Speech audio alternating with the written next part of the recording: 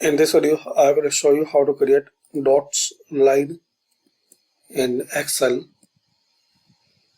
So insert, then shape, select the line,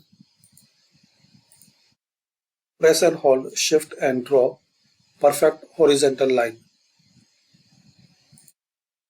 Shape outline, you can select size, color,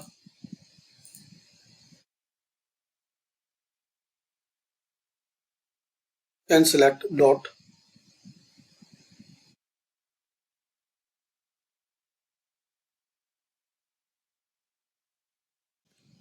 Another way,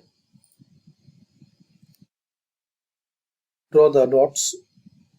So press multiple times dots on your keyboard. This way you can draw the line in one cell.